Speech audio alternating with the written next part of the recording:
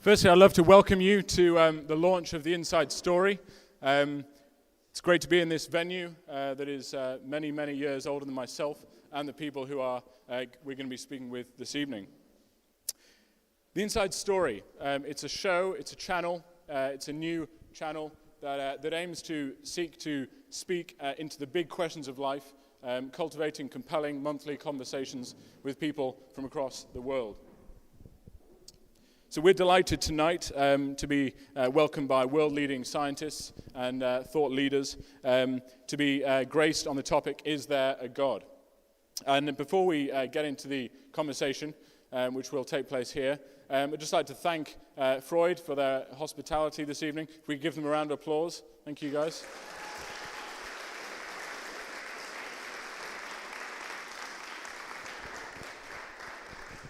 These conversations are going to be ranging from speaking with world-leading academics, thought leaders across the world, sports stars, celebrities, and people who have extremely compelling stories and inspirational people who've achieved many great feats. So we're looking forward tonight to be welcoming Peter Atkins, Dr. Peter Atkins, and Dr. Jonathan McLatchie to join us in this conversation, which really is a big question in life. The location of these conversations is going to change.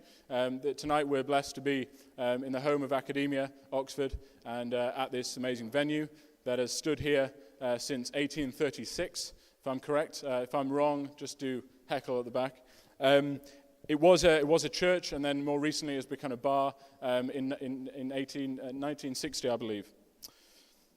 So we want to be in very specific, unique locations and have these conversations that are going to impact the people watching. We'd like to welcome everyone to this conversation. This isn't just for atheists or theists or agnostics or whoever else wants to be in that group. This is for everyone, and we want everyone to feel welcome and feel that they can be part of the conversation. You're all welcome. If you don't feel welcome, then please have a word with me afterwards. But as a mark of welcome from myself, please feel welcome. I might say welcome again another time in the evening, just for the fun of it. The format of the evening is going to be quite simple. We're going to have a conversation for around an hour. We're then going to have a short break and then a time of Q&A, at which I'd love you to be sending in your questions for these two gentlemen. We have a number of questions that have already been sent in prior, but it would be great to have some input from the audience. So if you see there's cards on your table, on those cards are social media links and the hashtag. If you'd like to tweet or send a question through Instagram, feel free to do that, and then we will be logging that and asking those later on in the Q&A. Finally, I'd like to just welcome Dr. Peter Atkins and Jonathan McLatchie to the stage. Please let's have a round of applause.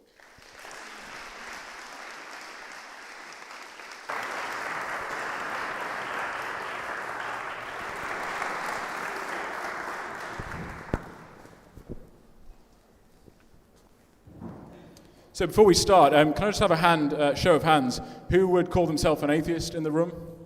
Feel free, don't be shy. Okay, we've got one or two over here, great.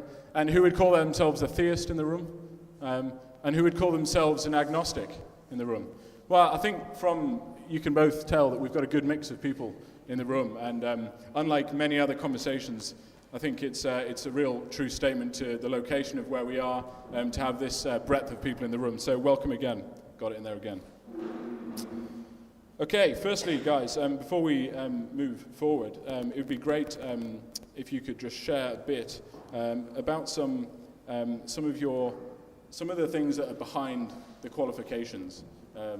Dr. Atkins, we talked a bit briefly over dinner about your remarkable qualifications and the work that you've done up to now. But I wonder if you could share a bit about the person behind the chemistry. If you could. Oh dear, what a challenge. I don't think there is much of a person behind the chemistry, actually. And in terms of where I come from, I think I came from a childhood when I was sent to church by my parents simply to clear the house out on Sunday mornings. But when I got to university and I discovered that it was possible to think for yourself, then all belief in the supernatural, by which of course I mean religion, sort of dripped off me. And that was reinforced by my discovery of science as a mode of thinking of which humanity should be extraordinarily proud of discovering, a mode of thinking and a mode of discovery that answers all the great questions of being without exception. So ever since I started to think and discovered science and the power that it brings to the human intellect, acting collectively, the more I have come effectively to despise religion in all its forms. Is that what you want? That's helpful. What I was also looking at as well, thinking you could maybe expand on, Peter, is you grew up in a Christian family, you mentioned. Well, not really a Christian family. It's a family that didn't want children in the house on Sunday mornings, which I think might count as a Church of England Christian family. Wow. And were your parents of faith? Did they have faith? Not in the least. I mean, they didn't have the education to realize that they were at least agnostics and probably atheists. There was a kind of hint of skepticism in what I remember of what little conversation they actually had together.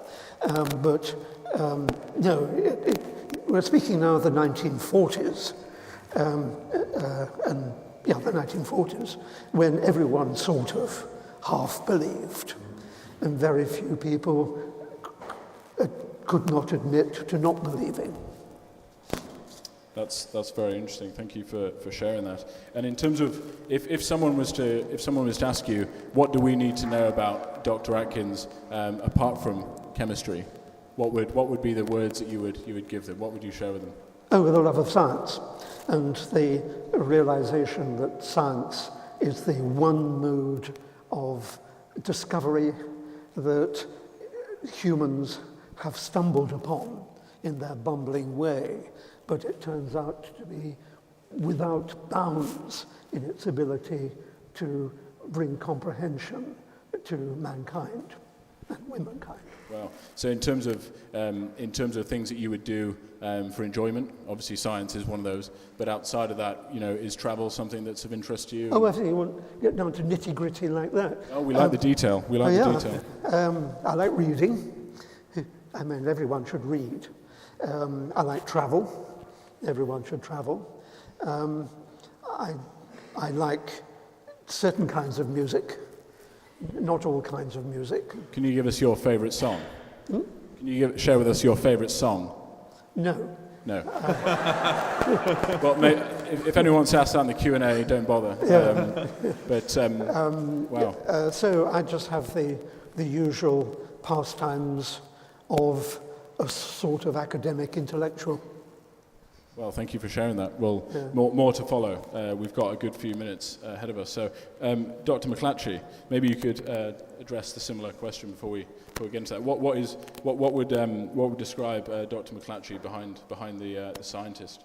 Absolutely. So, I'm a Christian. I grew up in a Christian home, and I decided to continue being a Christian past the age of being able to make my own mind up about such things, because I was persuaded by the public evidence that Christianity is objectively true. Outside of academia, my interests include things like chess. I've done a lot of chess tournaments, and I used to be very competitive. I haven't played in a tournament for a little while now because I've been so busy with my university work. I just finished my PhD studies at Newcastle University. And I also like music. I'll share with you my favorite song is probably In Christ Alone. I got married also in April to my wife, Katerina, who's here with us this evening. And we currently live in Boston, Massachusetts, where I teach biology. It's beautiful there. My wife and I had the privilege of going up to Maine during the fall to see some of the autumn foliage, which is really, really spectacular. I also enjoy some outdoor activities like kayaking and so forth. So that's just a little summary of some of my interests. Fantastic. If you want to know any more about Dr. McLatchie, then I'm sure he'll be available at the end for a separate Q&A regarding that. Finally, before we move on to the big question that we're here gathered for tonight, I would just like to ask, Jonathan, you've mentioned about your upbringing as in your Christian family, the things that have driven you to your beliefs now, to your worldview now. What would you say? Would you echo what you've just said, or is there anything else to add? Yeah, so as I said, I'm a Christian because I'm persuaded by the public evidence that Christianity is objectively true. I am a biologist by training. I was often bewildered and baffled during my undergraduate years and subsequent graduate years at how anyone could go through a 4-year university program in the natural sciences, especially the life sciences, and come out an atheist at the other end, because the evidence for theism seems to be so compelling, the evidence of design in nature. During my undergraduate years, I also began to interact with people of different worldview persuasions, people of different perspectives on faith, including Muslims, Mormons, Jehovah's Witnesses. I had a good friend who was a Taoist. And so it became very interesting to me of how can we know Christianity is true, and also providing critiques of alternative worldview systems. And so I've so I'm very, very, very, very passionate about truth. I really care about believing true things. I do not want to dedicate my life to something that's false. And so I've really tried to do my due diligence in pursuing the evidences for and against Christianity. I've tried to hear out the best, the most erudite, the most robust scholarly critiques of the Christian faith that I'm able to find. Fantastic. Well, thanks for sharing that. In terms of that question, Dr. Atkins, is that what you shared earlier? Is that kind of enough, what you shared in that same question? Well, yes. Being a scientist, at least I have to pretend to be open-minded. And I shall try to carry that through this evening, although I must admit that I have seen no evidence whatsoever for, you call it Christianity. I thought we were talking about God, which I hope will be broader than just Christianity. And so certainly if evidence came forth that encouraged me to believe that there was a God, I currently think it would be because I had gone mad. I would certainly not find it convincing. Yet I'm sure that in the course of this evening we'll discover the evidence that really has caused you to travel the path that you have. Although I would strongly suggest, and of course we've agreed to be polite to each other this evening, although I'm not sure I can sustain that for a whole hour. I've got a timer on. Yes, one has to worry, at least wonder about the cultural conditioning that you were subjected to as a child, which you have carried on into your middle years. And I suspect that the reason why you found evidence in favor of the existence of God is that you were, in fact, predisposed. Jonathan, do you want to come back to that? Yeah, absolutely. There's a couple of things I'd say here. One is that we've just heard what's called the genetic fallacy, which is where you dismiss the reason someone has for their belief system on the basis of where that belief originated from. So I could just as easily say that Peter Atkins is an atheist because of something horrible that happened to him in his life. That may or may not be true, I don't know. But that wouldn't have anything to do with the reasons he has for being an atheist. And so there's a logical fallacy at play there. Secondly, Dr. Atkins said that there's no evidence for the existence of God. I would challenge him to be more nuanced in his definition of words. I mean, does he mean there's absolutely no evidence, or does he merely mean there's insufficient evidence for God? I think that brings us to a perfect point where at the start of this conversation, it'd be great just to clarify what we mean by certain terms. So we'll go through a few terms, and maybe you can both share what your view and kind of term understanding is on that. So it may seem very, very basic, but it's very important at the start. So in terms of different terms, if we were to look at the term evolution, Do you want to just maybe share what you believe about that and Sure, vice versa? absolutely. So evolution is kind of a slippery word. I mean, it has a number of different connotations. It can simply mean the change in allele frequencies in a population over time. An allele is a gene variant, and it can refer to the process of speciation, where due to environmental factors, varying environmental factors, one population differentiates into two daughter species that are no longer able to interbreed to produce fertile offspring.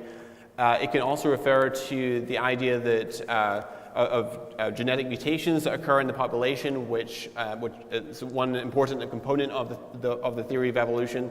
Of course, Charles Darwin didn't know what mutations were. He talked about variations in the population. We now understand that these variations arise due to copying mistakes in the genome. As the DNA polymerase, which is a copying enzyme, is copying along, sometimes there's an incorrect letter incorporated into the DNA code, and that's a genetic mutation. And most often the mutation is neutral. It has neither a positive nor negative impact on the organism's fitness. In very many cases it's also deleterious, which means that it's harmful to the organism and actually is disadvantageous to carry that mutation. And in a very minority of cases it's actually beneficial. And you've heard of antibiotic resistance and insecticide resistance and so forth. So the genetic mutations are random. They occur irrespective of the environment, without respect to the environment. Natural selection is a non-random survival, differential survival, where the fittest organisms are able to reproduce, are able to reach reproductive age, and so pass on their genes, their gene variants, to the next generation. And so it's random mutation coupled with non-random survival. Could I just ask for the sake of clarity? Yeah. You do not deny evolution. What do you mean by evolution? What you've just told us. Okay, so I think that there's a strong case to be made for common descent. I think you can make a good argument for that. On the question of the sufficiency of natural selection and random genetic mutation, I think that it's demonstrably insufficient to explain the complexity and design of life that we see. Right, so you believe in intelligent design. Correct. That's one point that people should remember, I think. So you also believe that there is some teleological purpose in what you call evolution. Yeah, that's right. Okay. I think it's very important to get those two ludicrous positions established as your starting point. But I was being polite. No, thank you for that. Yeah, and do you want to share your aspect to that, or you have No, to? I agree entirely. But evolution occurs solely without purpose, and is simply a working out of opportunities, and the phenomenological evolution, looking at the fossil record and so on, is augmented quite independently by the molecular record as well. And it's quite extraordinary how these two great streams of understanding, that of the phenomenology of digging up bones and fitting them into a sequence, and then going into the molecular basis of it and finding that that sequence is in accord with the phenomenological sequence, confirms that evolution occurs, that natural selection is, broadly speaking, the mechanism of evolution, and that there is no purpose in evolution. So you've only pointed to the veracity of the pattern of descent with modification. So another important ingredient of the theory of evolution is the idea of descent with modification, the idea that all organisms alive on the planet, you, a giraffe, a kangaroo, the fungus growing on the back of your foot, they're all descended with modification from common ancestors, eventually going back, if you wind the table of life far back enough, to a single universal progenitor of life that's the common ancestor of all life that we see. For the purpose of our debate this evening, I'm not even contesting the proposition of common ancestry. I'm questioning the sufficiency of natural selection and chance mutation to explain the complexity and design of life. That's quite. I understand that entirely, but you are imposing the answer on the question, and your answer is intelligent design and some teleological sense of purpose. So I'm not imposing the answer on the question. Rather, I'm looking at the scientific evidence and drawing design as my conclusion from looking at the data. Yeah, okay, I'm prepared to accept that, but I think it's very important for the audience to know that you are not a real scientist. What did you say? Sorry, I didn't hear you. Sorry, my politeness has snapped. It is very important for the audience to know that you are not a real scientist. And why do you say that? Because you believe in nonsense, and you believe in purposes that are beyond the evidence. Well, why don't we move on to the next term? We'll come back to that. We'll definitely be coming back to that. I'm sure we'll have some rebuttals in the next few minutes. But if we just focus on the next term, a true belief, how would you come to a true belief, Peter? True belief? I'm not sure I want to support true belief anyway, except insofar as I believe that science gets it right in time. And the great power of science arises from the fact that it gets it wrong. That science progresses by making all sorts of mistakes, and gradually, we believe, homing in on what is the actual mechanism of the universe. And I use that term advisedly, the mechanism of the universe. There is nothing beyond mechanism in the universe, and it is science's ability to discover what that mechanism is in all its wonderful intricacy that is, I think, what science achieves. So you would say that is based on evidence that science is of course it's based on evidence. Yeah? But science is not just an evidence collecting process. Science is the ability to reflect upon the evidence and to set it into a series of theories that where they overlap, they augment. Unlike religion, where religious attitudes, where they overlap, Islam, Christianity, and so on, are in conflict. Where science's various tributaries run into this wonderful ocean of understanding, they augment. So in order to understand events on a cosmic scale, cosmology, the origin of the universe, what's going to happen to it, where it's going, how it's getting there, things on the very big scale, you need also to draw on information from the very tiny scale, the behavior of fundamental particles, the fundamental forces, and so on. In order to understand biology, you need to understand chemistry. They are not ever in conflict. Whatever flows in through these various rivers of understanding in the sciences, they mingle and support. Quite the opposite of what happens in religion. Jonathan, do you have anything to add to that, or you just want to? Yeah, so in terms of defining truth, truth is that which corresponds to reality, right? So we can access truth by means of looking at the scientific evidence, and there's other disciplines of evidence as well, not just scientific evidence. There's also historiographical evidence, there's philosophical argument. For example, science cannot demonstrate moral truths, moral propositions. Yes, it can, but go ahead. It can? I will dispute that later. Okay, let me just finish then. So, science can determine that if you put cyanide into your granny's tea, it'll kill her, but it cannot tell you whether it's moral to do so, right? Would you agree with that? No. No, you wouldn't. Okay, go ahead. Yeah. Well, shall we discuss morality now, or do you want to come to it later? Do you want to finish on evidence? Yeah. Okay, so sure. So evidence is that which raises the probability of a proposition being true, right? So evidence. So something is defined as evidence, and this is where it's slightly technical, but I'll flesh out what I mean. Evidence is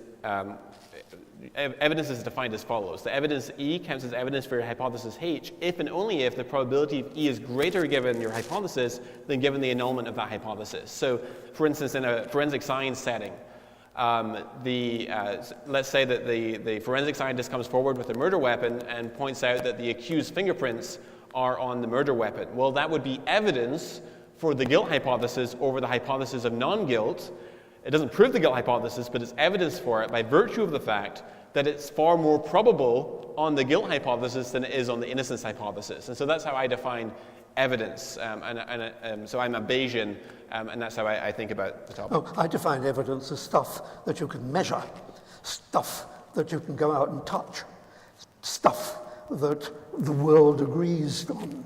I don't think it's just probably this or probably that, and might be something else.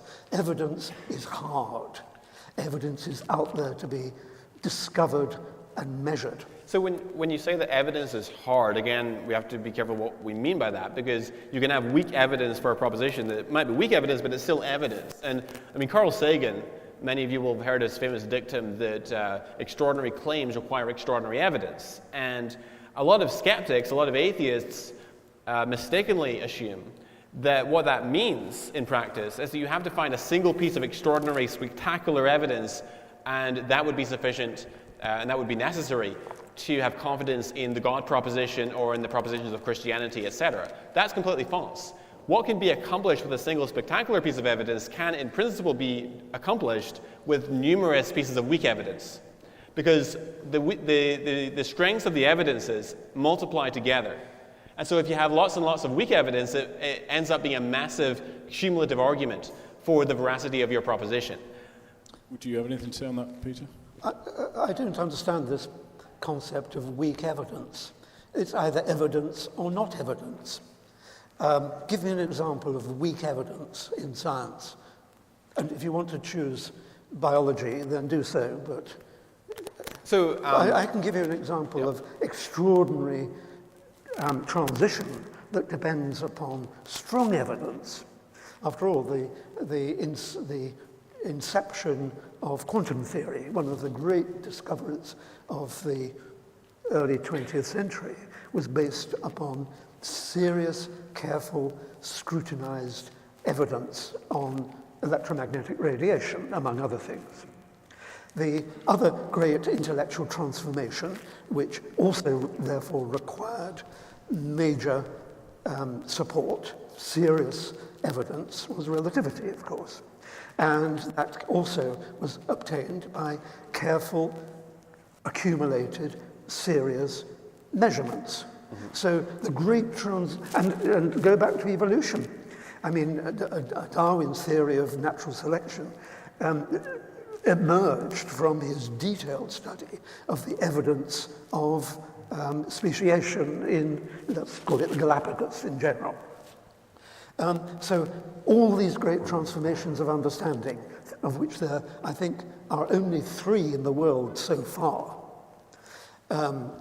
quantum theory, relativity, and evolution, all sprang from detailed, careful, accumulated, worldwide measurement. Mm-hmm. And that's exactly my point, because you have detailed, accumulative measurements, right? One of those measurements on its own would not be sufficient to establish your hypothesis, but when you have multiple cumulative pieces of evidence, then you have sufficient evidence to be confident. But none of them was weak evidence.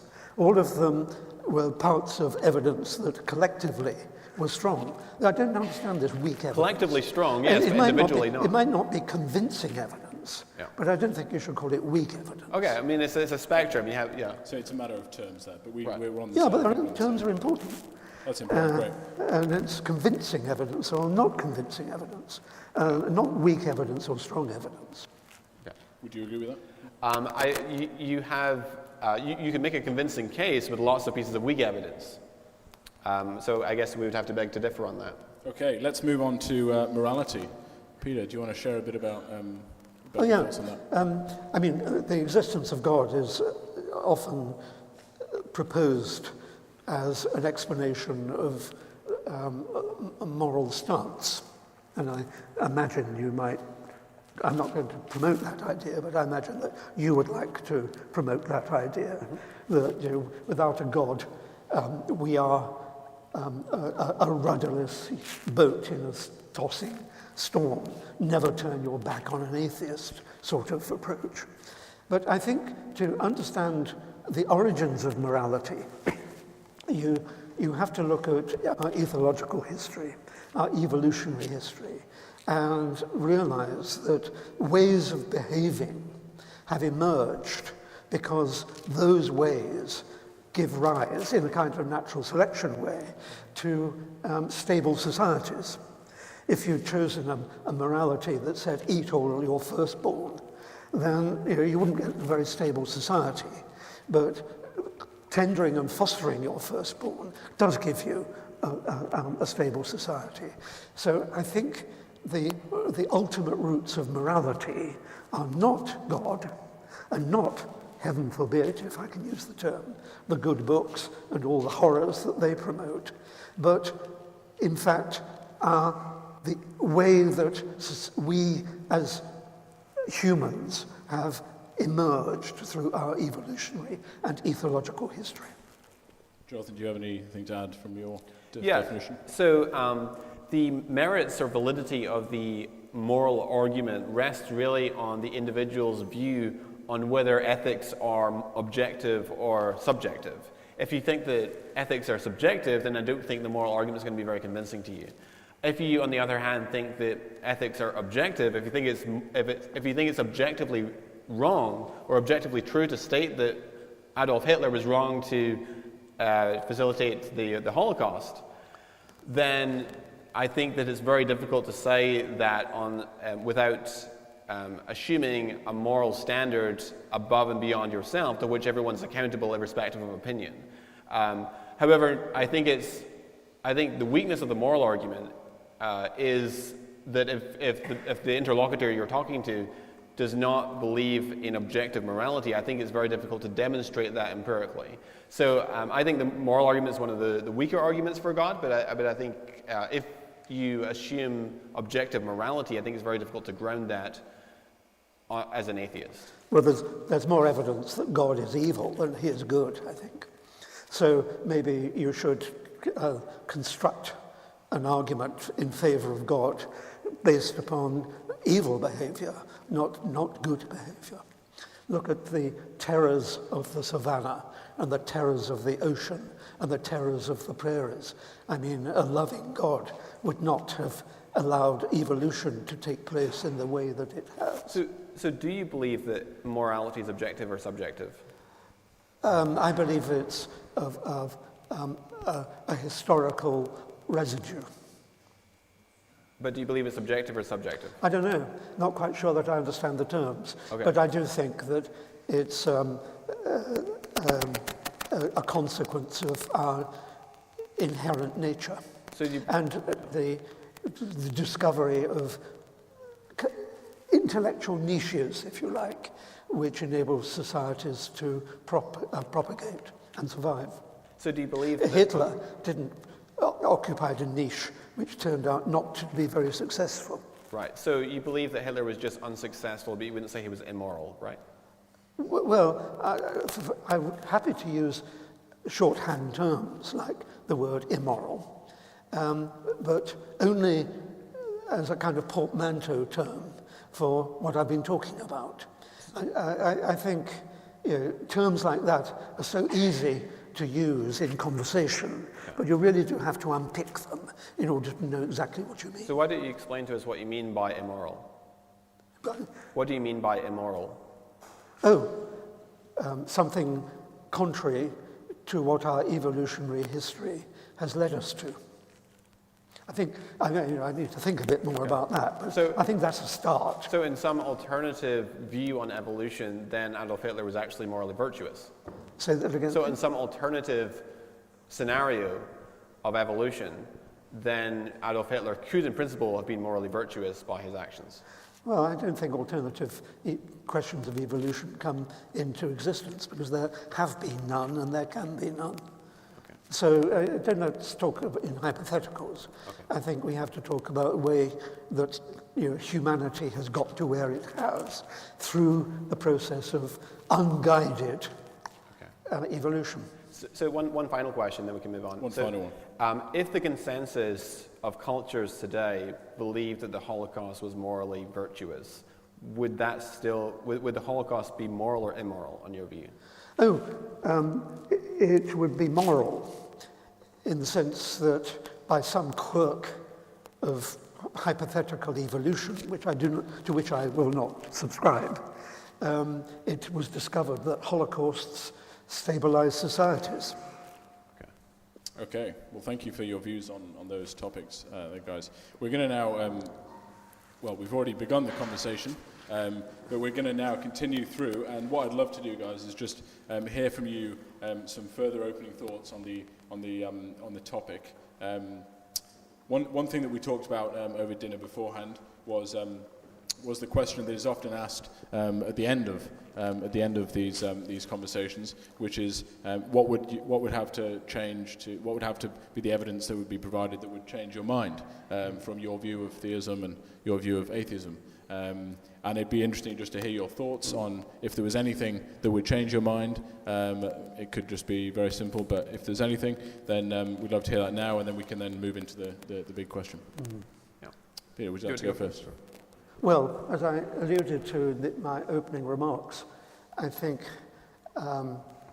if there was evidence that convinced me that there was a God, I would have to realize that I had gone mad.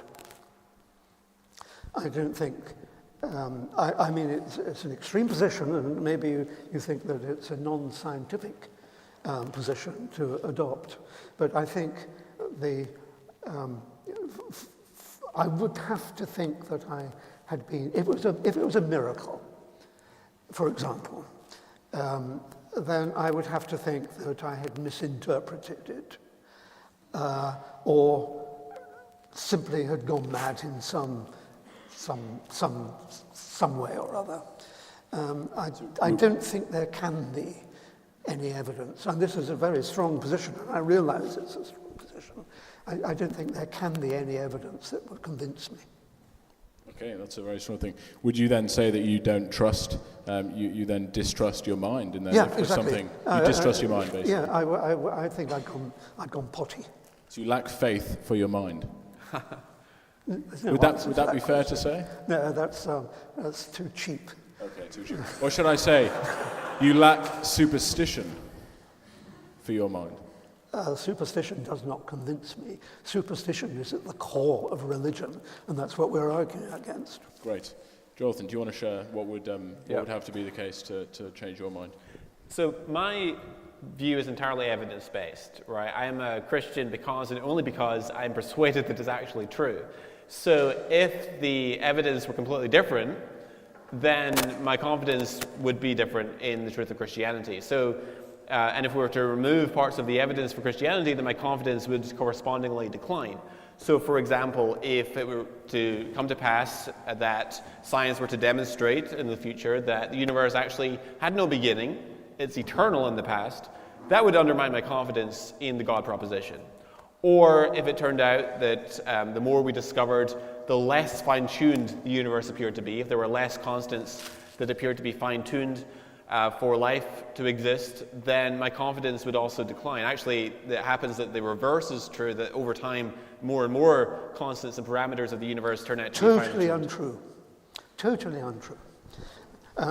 So, I mean, that's the problem with biologists with respect, whereas I don't understand biology, I think you probably don't understand physics, but we can maybe agree on that. Peter, should we just let Jonathan finish? Yeah, sure. Finish and then we can start the... Yeah, sure.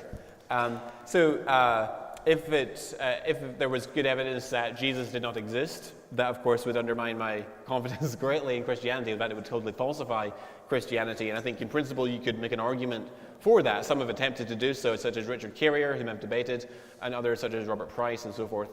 My view is entirely driven by evidence, and if the evidence that I believe supports my view were shown to my satisfaction to be wrong, then I would have to revise my confidence in Christianity, and there are even certain things that would completely falsify it, such as if you could make a convincing argument that Jesus didn't exist or something like that. When you say satisfy your own position and your view, like how far would someone have to go to prove that, to falsify it? Yeah, so surely it's just if it's just your feeling and based on you, how far would someone have to go? So usually, I'll talk about scientific theories for just a moment, and I'll apply it to worldviews. Scientific theories, scientific paradigms usually are not overturned by a single falsifying piece of data. right? Usually, the single piece of data that seems to contradict a theory or paradigm is usually understood to be an anomaly, right? Something that's just an outlier. It takes a long time before data accumulates, and eventually the theory is overwhelmed by an avalanche of contradictory data, and you have to revise your paradigm. I think the same is true in worldviews. I don't think that in most cases, I mean, I can think of some spectacular examples where there would be an exception, but in most cases, I think that my belief in Christianity could not be overturned by a single anomalous piece of data. It's a cumulative thing where you have lots of conflicting pieces of evidence that would form an avalanche that would go against Christianity and eventually falsify it and completely reduce my confidence in it. So I think if I may say so, I think there's an asymmetry in the kind of answers that we're giving here. Okay. See, I think, in principle, I could disabuse you of your belief in God by rational argument, by taking you through all the scientific evidence which accumulates to show that there is no need for a God. Okay, I can't prove that there is no God, but I think I can deploy rational arguments to show that there is no need one. God is not a necessary concept. Whereas for you to convince me the other way, you've got to make me discard my rationality and accept evidence that I think highly questionable, that evidence like, I presume, I don't want to put words in your mouth, the evidence from the Gospels, written getting on for a century after the events that they describe, and things like that. So there's an asymmetry here. I think given time on a desert island, I could convince you by rational argument, whereas you would have to disabuse me of rational thought to take your position. Okay. That's a very interesting picture in my mind. Yeah. That's been set up there. I think where we are, what would be great to we've both shared what would dethrone our views. What I think would be great to go through now would be to share, Jonathan and Peter, if you could share the three best evidences against against theism for you, and then for theism for you, Jonathan. Right. So, Jonathan, do you want to start? Absolutely. And just share. Sure. Is that all right, Peter? Fine. Yeah. Sure. Yeah. So if we keep it fluent. Yeah. So, and that actually segues quite nicely into one of the responses that I have to Peter Atkins' argument in the last section, was he said that God is unnecessary. And the arguments that I would make for God don't entail that God is necessary. My argument is that God is the best explanation, and that is different from being necessary. So that's an important distinction I would make. Now, in terms of my top three arguments that I'll make tonight, I'll start with my own area of expertise, which is biology. So the DNA molecule, which is the information storage molecule in the cell, is literally chock full of digitally encoded information content. In 1957, Francis Crick first proposed that chemicals called bases along the sugar phosphate backbone, or the spine of the DNA molecule, function as alphabetic characters in a written language or digital characters in a machine code.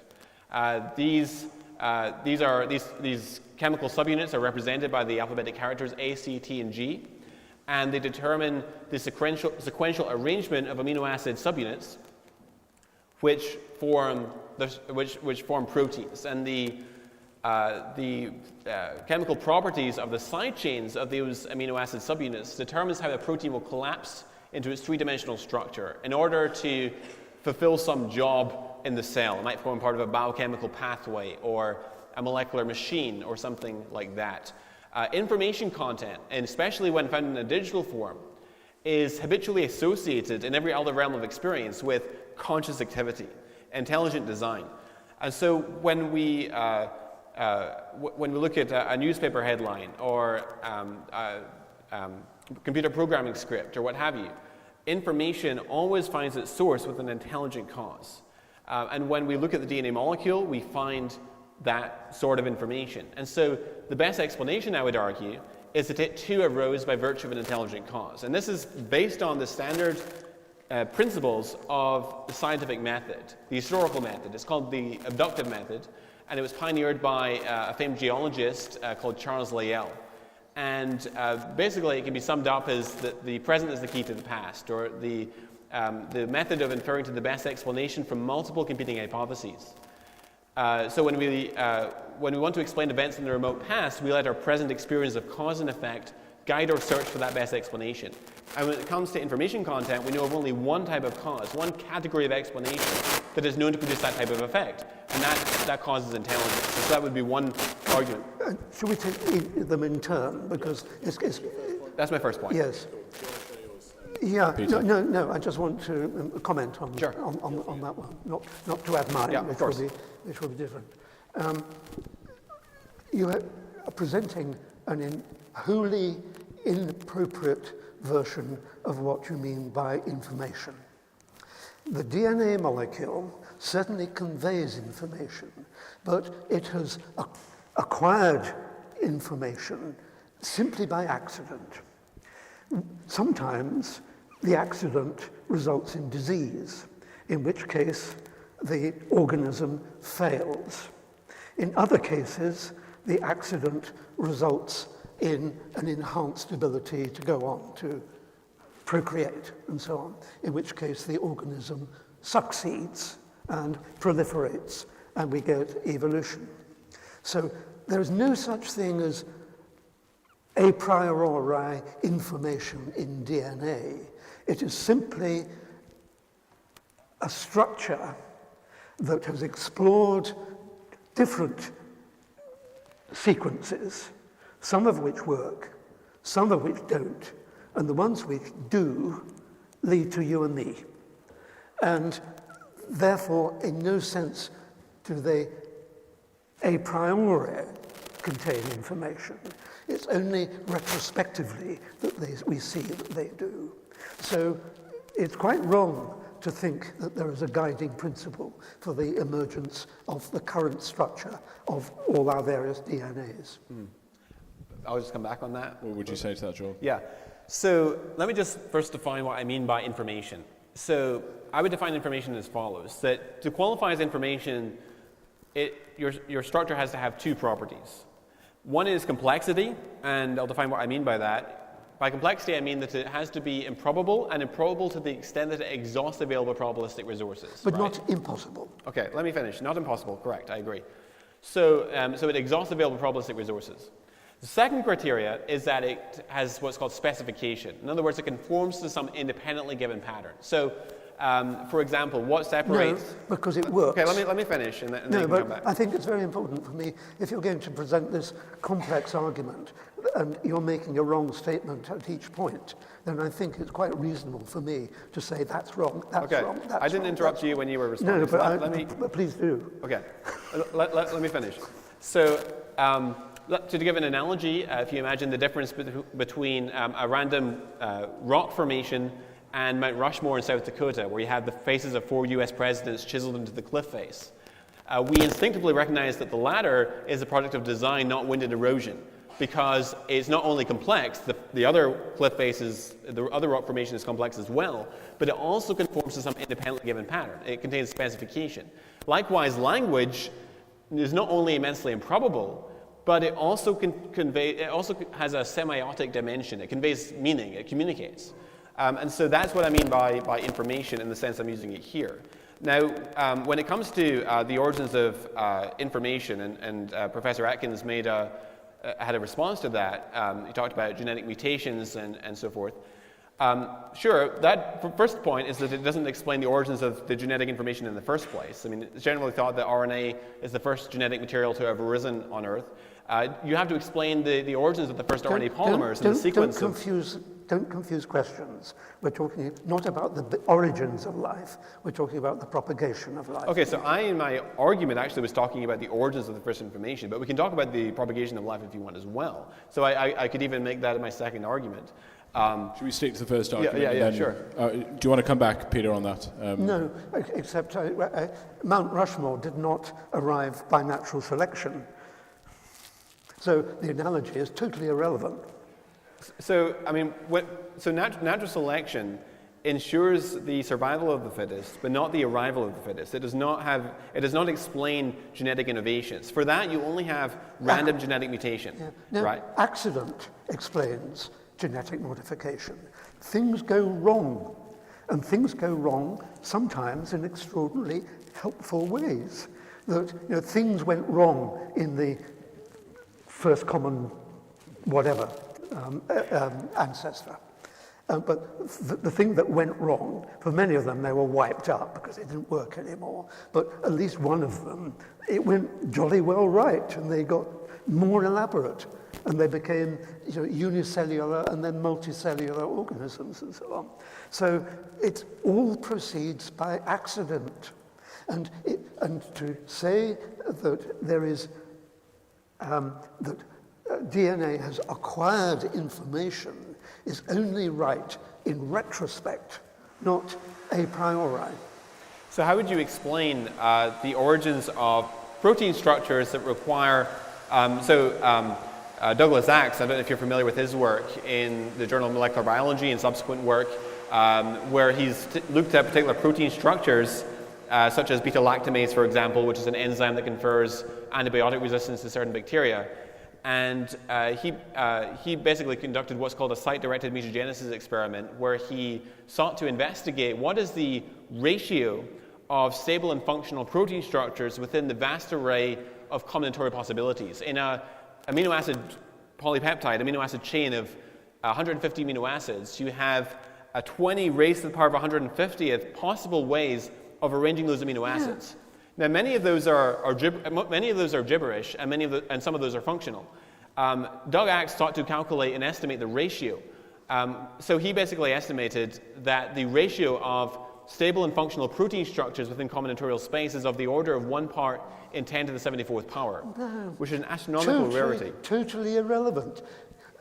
These atoms did not come together to give you a particular protein molecule all in one go. That protein molecule slowly emerged through the ages by gradual growth, some of which was successful, some of which was unsuccessful. And in the end, you got a viable, effective enzyme. Your argument is the same as you can't build the old-fashioned argument. You can't expect to get a 747 by a gale blowing through a junkyard. That's the kind of argument you're currently deploying. Take into account evolution, its slow, careful, and usually wrong steps. Not teleological, usually wrong.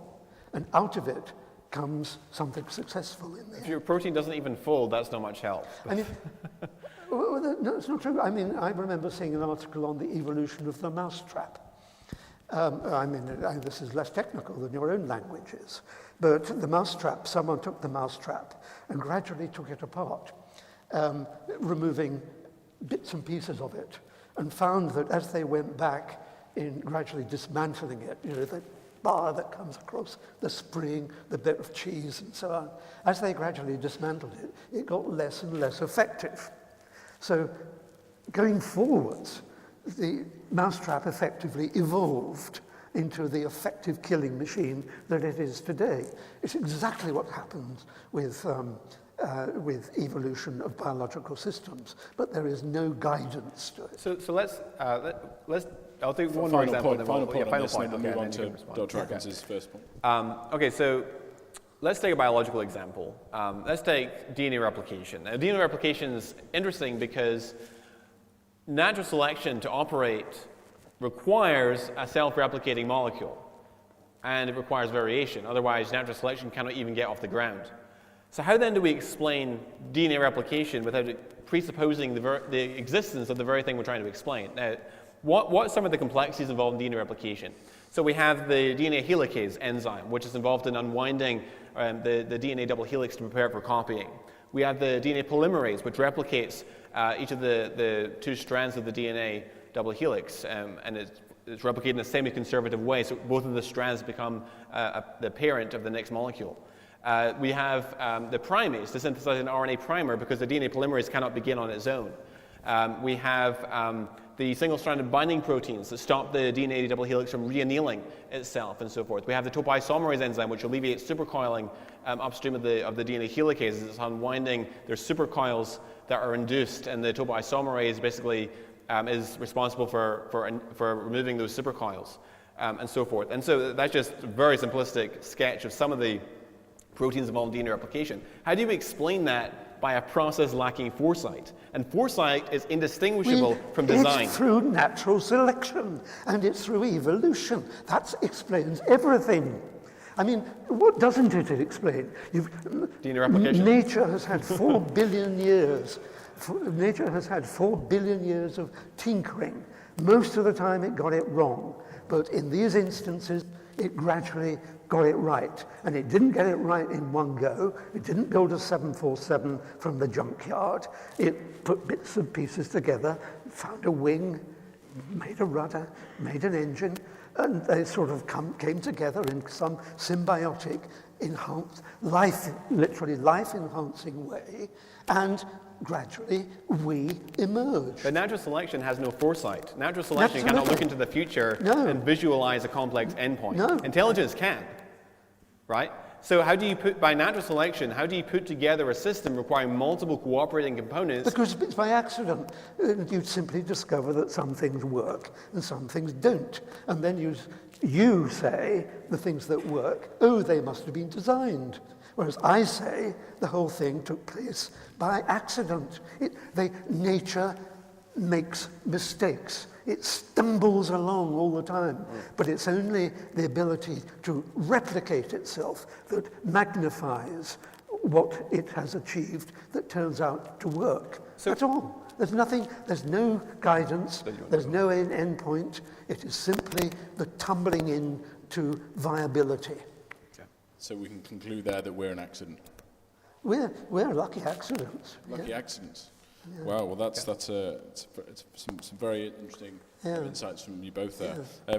Dr. Atkins, would you like to share one of your aspects? Let me think. I think there really are only two serious questions that science needs to answer.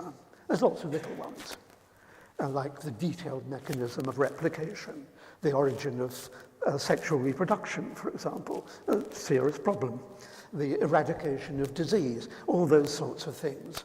And I think it was certainly a malign God who decided that smallpox was fun.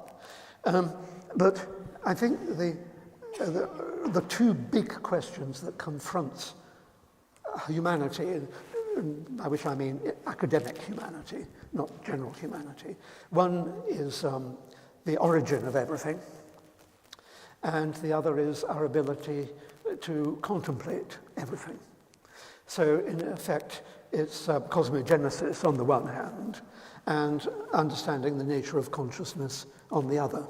And science is really edging forwards to understanding both.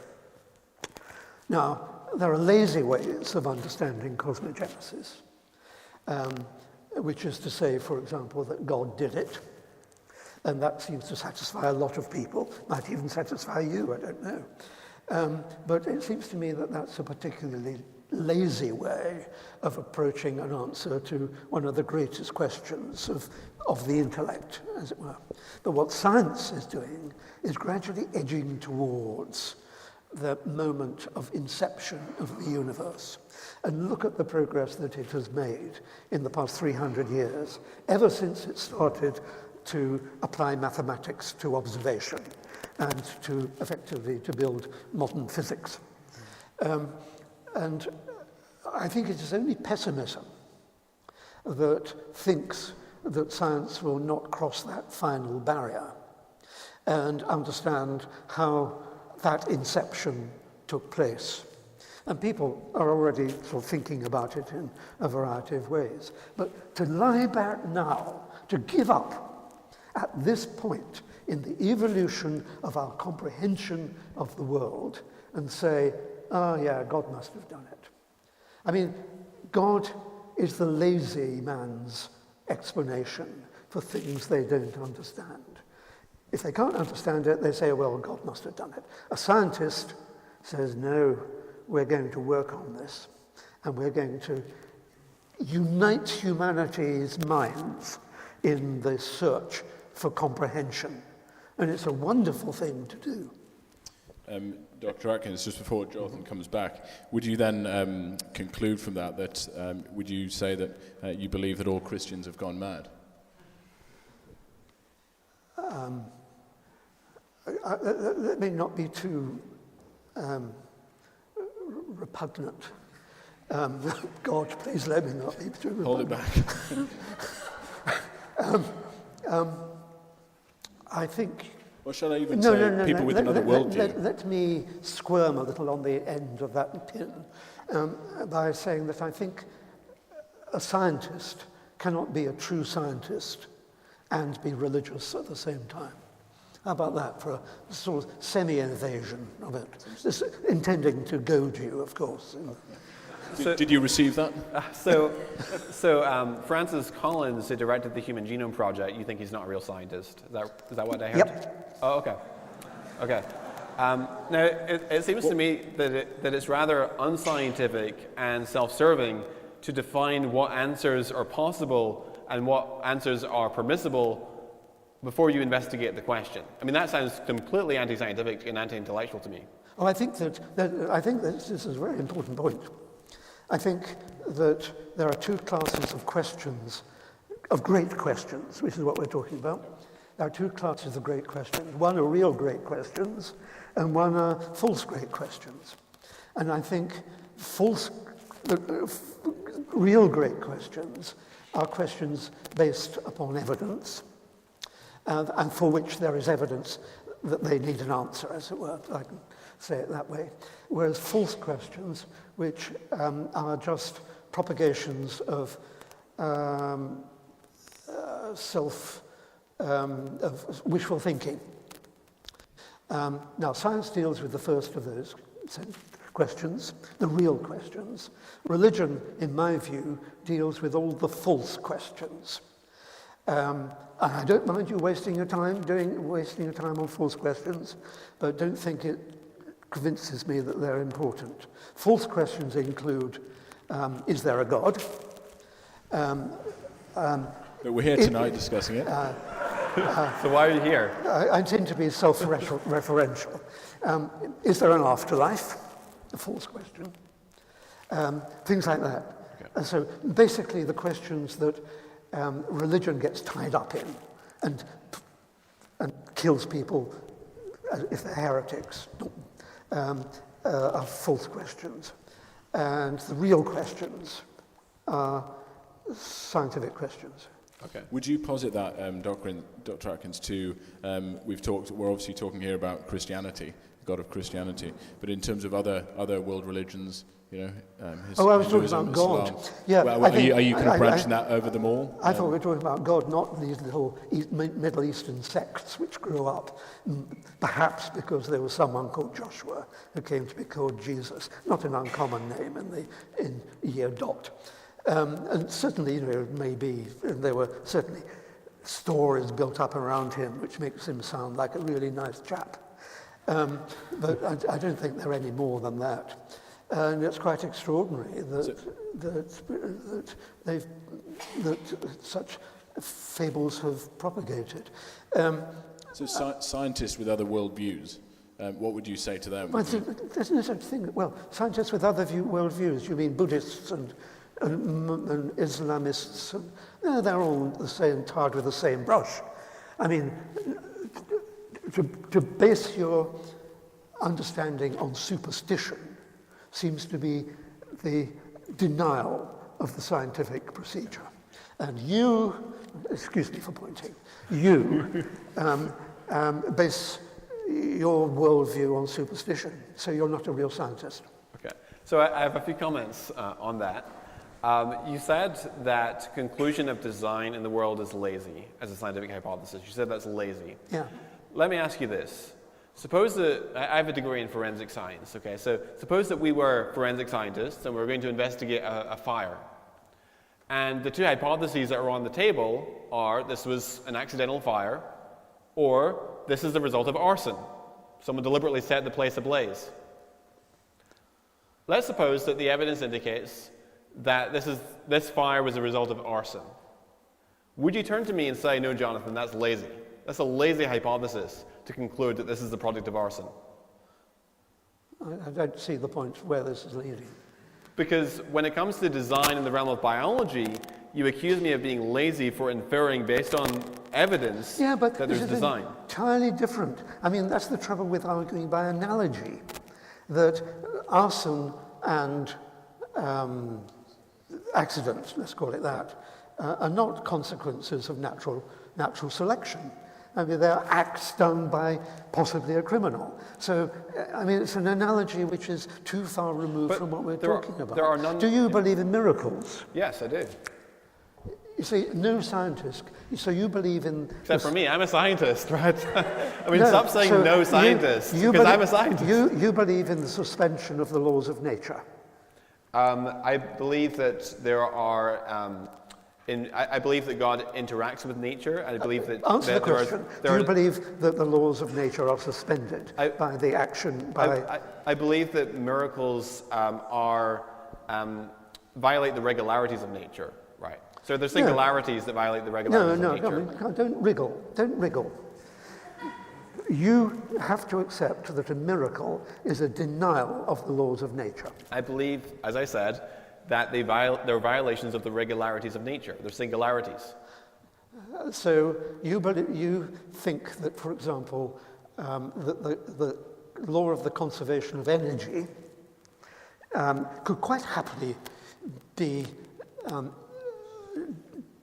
evaded by the finger of God. I think God is the creator of the universe. I don't see why that's a problem. You see, that's why he's not a scientist. I mean, there are these great laws of nature which govern the way we behave, and not one deviation from them has ever been observed, except by people whose testimony we cannot believe. I mean, that's David Hume's argument, that no miracles have ever actually occurred, because there's always more reason to disbelieve the veracity of the reporter than of the actual taking place of the event. I mean, these chaps in the Vatican who say that, yeah, he's a saint because there was a miracle and someone got cured, they're charlatans. The problem with your argument is... Are they charlatans?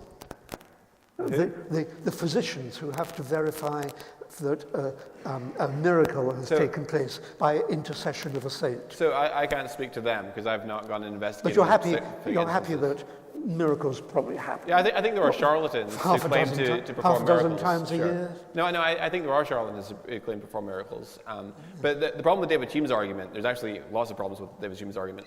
One of the problems with it is that it's circular, because it assumes that all the miracle reports in the world are false. Well, they are. And that's the whole thing that the argument is trying to establish. Yeah.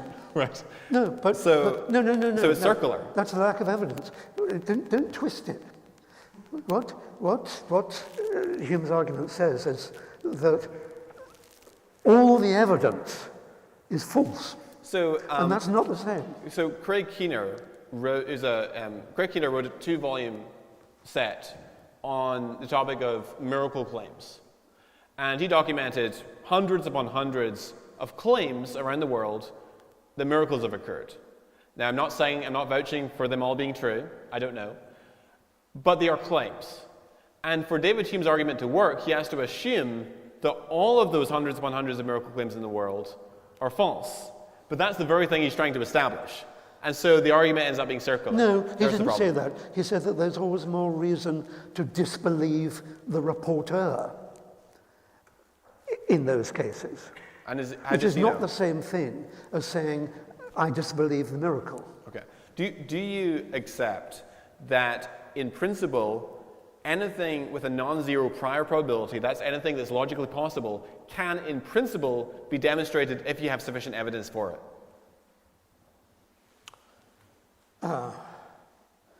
Well, I'm not sure what that in principle means. I don't think, for example, casting out spirits into the Gadarene swine is something that you probably believe in. I'm not vouching for the truth of all supernatural claims. Do you think that Jesus cast out the madness into the Gadarene swine? I do. Well, I think that sort of summarizes credibility in one sentence. But I'm the one here making arguments. You're the one making bold assertions without any evidence. But how can a scientist believe that such an event, which misunderstands the nature of psychotic illness, think that that is even a possibility, let alone a probability? Well, it may be a small probability. No, we're talking about possibilities. Do you think it is possible that mental illness can be transferred from a man to a pig? So I would reject that the guy's problem was mental illness. It was demon possession. So, yeah. So you think it can be transmitted to a pig? Demon possession, obviously. I think demons save a were lot of money transferred. for the National Health Service if we could do that, wouldn't it? Well, I think we should move on to the next question now. Peter, do you want to make your second point? Would you like to make a second point? Because you had 2 points you wanted to make.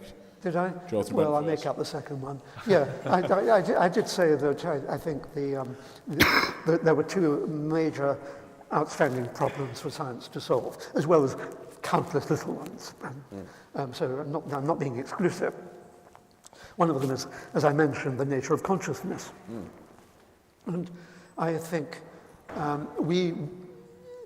whereas understanding cosmogenesis would involve mathematics in the broadest sense, and the proposition of theories about the fabric of reality, I think our understanding of consciousness and all that it entails, including aesthetics and morality, will come from simulating it. And so I think you can see that over the past 50 years, we have gradually progressed in our ability to build machines which sort of give the impression, in some cases, of thinking. And in due course, I see no reason why they won't become self-aware. And I think being self-aware is probably the groundwork of consciousness. Do you have any thoughts on that? Yes. And whether those machines will believe in God, that's a second question. Of course, they might think that the man who made the machine is the God. So I'm highly skeptical that artificial intelligence will ever acquire conscious subjective experience. You can describe if I prick my finger with a pin, you can describe all the physical processes by which that pain sensation is transferred along the neurons and so forth.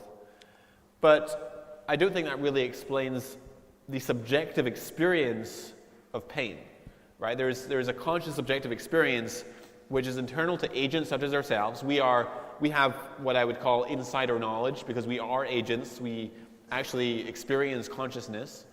And it seems to me to be properly basic to accept that we have freedom of the will. We're not automatons, right? We're not deterministic. And that proposition of free will seems to be completely at odds with the idea that the mind and consciousness is completely reducible to the material constituents and components of the brain. And so I'm inclined to be very skeptical. I don't think that artificial intelligence will ever acquire conscious subjective experience. You see, this is another difference between a religious believer and a scientist. Religious believers are pessimistic about the power of human comprehension. Scientists are optimistic about the power of human comprehension. We think that if there's a problem out there, we're going to go out and solve it, and we're going to share with the rest of humanity the comprehension that we acquire. You, religious believers, don't want to understand effectively. You want God to be a secret. You want him to be out there, never understood, and you want us to hold him in awe. That I find, and that leads to pessimism. The pessimism that our human brains, even working collectively, which they now do wonderfully, that human brains are incapable of comprehension of ultimate questions, of answers to ultimate Jonathan, questions. would you say you're pessimistic, as Dr. Atkins was saying, about the development of human brain power? No, I think there's positive evidence that consciousness is not something which can be fully explicable by natural law and by the material components of the brain. I think that free will presupposes that we are free, that the mind is not fully reducible. Sure, it's dependent on the brain, but it's not fully reducible to the brain. Peter Atkins, I think, is assuming that I'm making kind of God of the gaps type arguments, where I'm arguing not based on what we do know about the cause and effect structure of the world, but what we don't know. And I think that may be what's giving rise to his charge that I'm being pessimistic. Whereas really what I'm doing is I'm making a positive inference, not based on what we don't know about the cause and effect structure of the world, but based on what we do know. And I give the case from the information content in biology, and that's a positive association from every realm of experience that information comes from intelligent causes. And so it's a positive argument, not an argument. Yeah, but you see, you're making the world too complicated. That's the whole point of God, is to make the world seem complicated. The whole point of science is to discover the simplicity that lies beneath the wonderful complexity of the world. We scientists are hewers of simplicity out of complexity. You want there to be an ultimate unknowable. We want there to be an ultimate knowable. Okay. Do you have anything to add to that, Jonathan? I gave the illustration earlier of the forensic scientists investigating the arson. Take another example. If an archaeologist were to discover a hieroglyphic inscription... Is this another analogy? Yeah.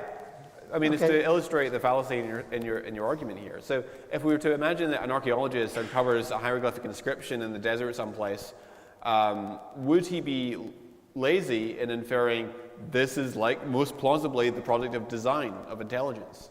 No, but the whole point about science is that it is not an island. It is a continent of concepts. And you can't say, oh, I think this happens in this particular island, and not encounter its ramifications on other islands in the continent of islands, as it were.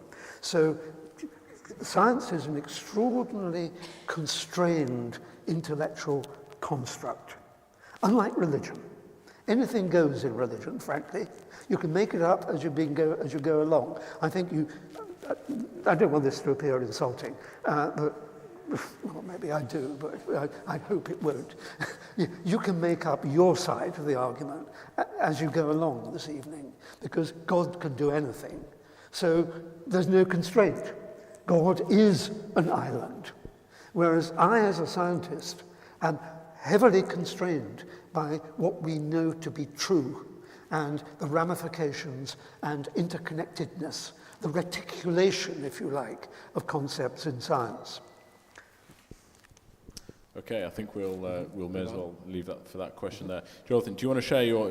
Peter's shared 2 points, you've shared 1 so far. Do you want to share another point? Sure. And then we'll be closing off this conversation in a few minutes. Sure. Well, we've talked about the existence of God already. Let me give an argument that establishes or provides powerful evidence not only for the existence of God, but also specifically the truth of the God of the Bible. And that would be the argument from the resurrection of Jesus. Didn't happen. Okay.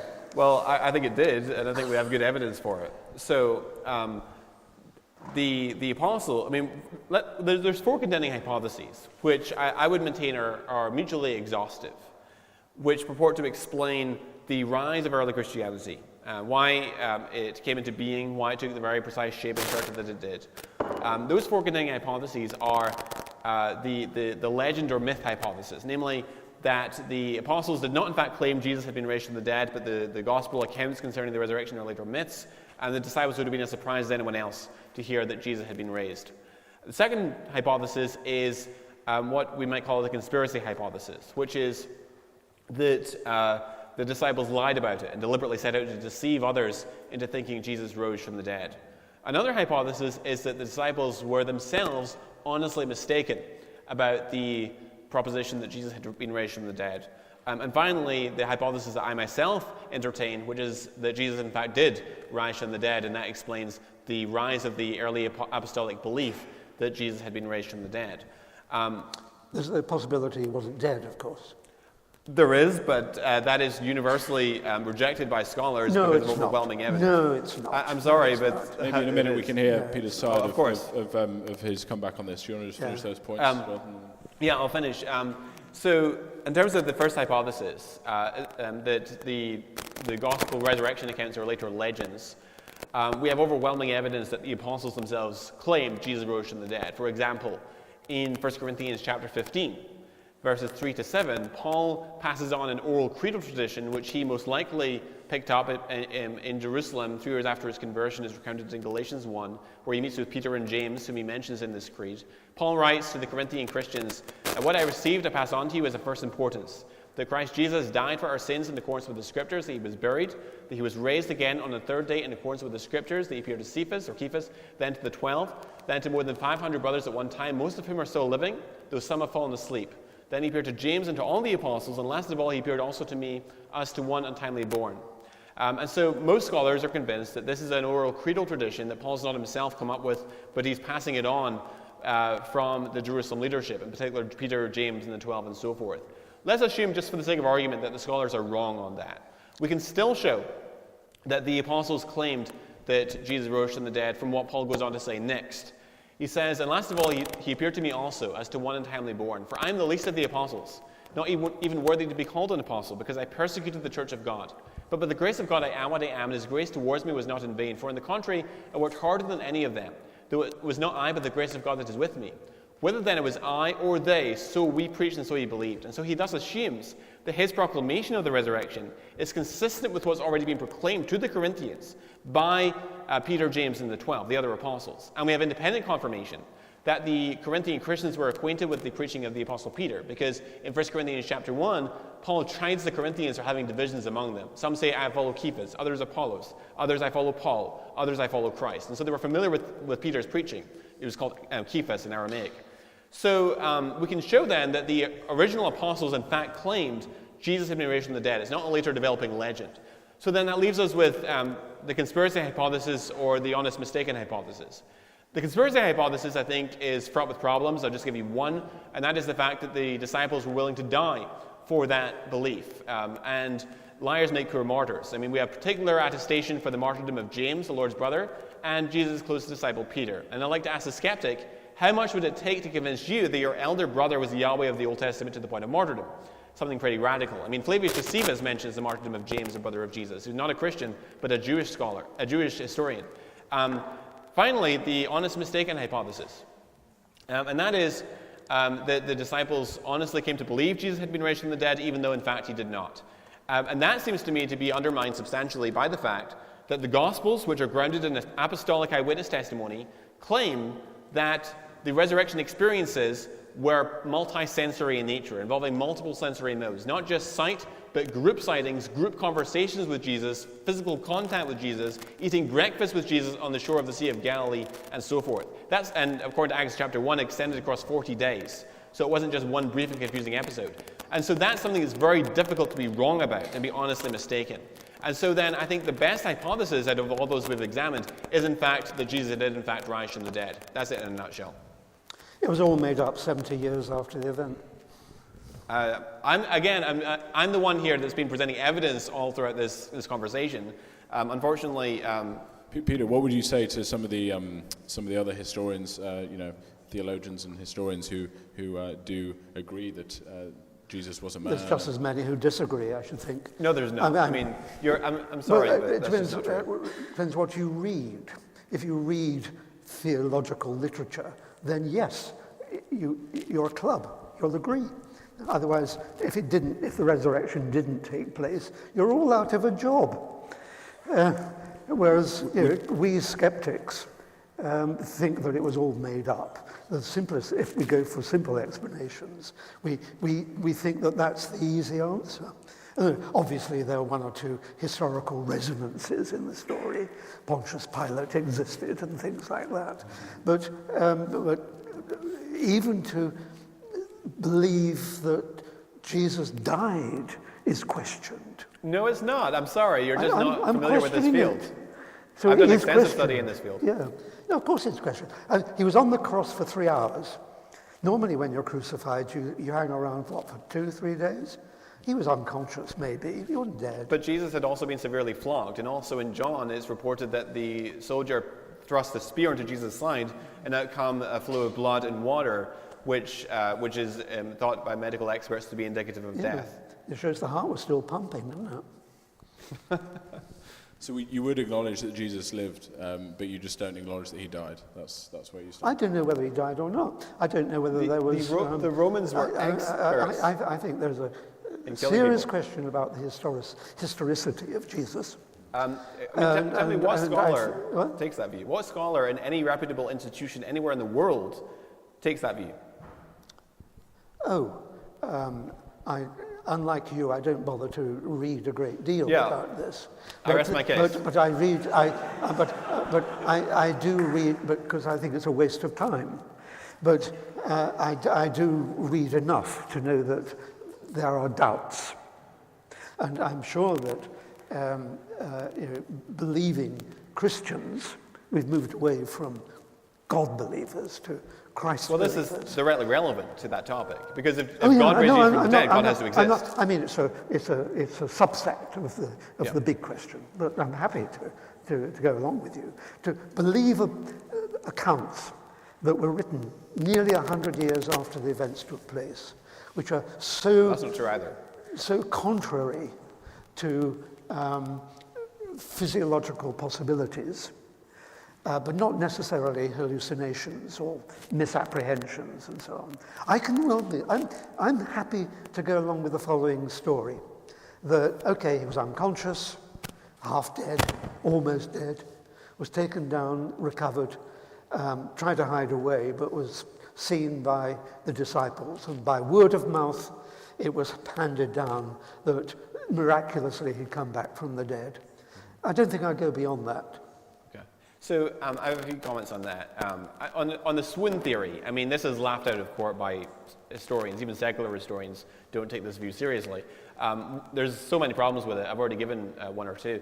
Another one is the Romans were experts at killing people. They really knew what they were doing, because if you were a Roman centurion and you let someone get away, you let a condemned criminal get away, your life was forfeited in his place. You'd be on the cross instead. So a second point is that even assuming the swoon hypothesis, I mean, what is our theory purporting? Are we really suggesting that Jesus was in the tomb from a Friday till the Sunday morning with holes through his hands and feet, and having been lashed very heavily by the Roman flagrum, the whip that Jesus was flogged with, and we read in secular history that many people died just from the whip alone, just from that Roman flagrum alone, and then Jesus on the Sunday morning got up from the tomb, having been flogged and having nails pierced through his hands and feet, rolled away the stone from the tomb, fought off the guards that were guarding the tomb, and marched down the road to the apostles to convince them that he'd now been raised from the dead to glory and immortality, and one day they'd receive a resurrection body just like his. Well, in those days, of course, tombs were not elaborate affairs. They were little caverns, dugouts in the walls around Jerusalem. I reckon they forgot which one they put him in. I mean, it's a hypothesis. It's a hypothesis. It is a hypothesis, yeah. Jonathan, do you have anything to say on that? And then we'll close this conversation. Mark mentions that the women saw where Jesus was laid, and so... 100 years later, 70 years later. I'm sorry, but this is just... Do you want to speak into that bit, Jonathan, about the dating? Yeah, I mean, it's very important. I'm sorry, but this is completely wrong. What you're basing your belief system on things that were written down as propaganda 70 years after the events that they sought to propagandize. Okay, so Jesus died around 30 or 33 AD, and Even the most liberal scholars would date the Gospel of Mark to around 70 AD, the Gospel of John between 90 and 95 AD.